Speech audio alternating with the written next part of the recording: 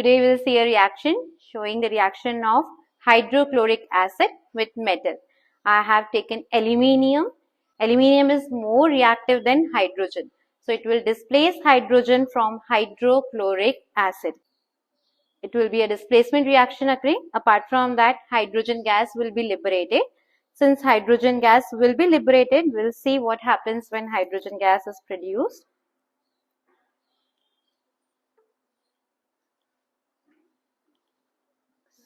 So I have added aluminum foil to it. I hope you can see the bubbles being formed in the reaction. So bubbles are formed.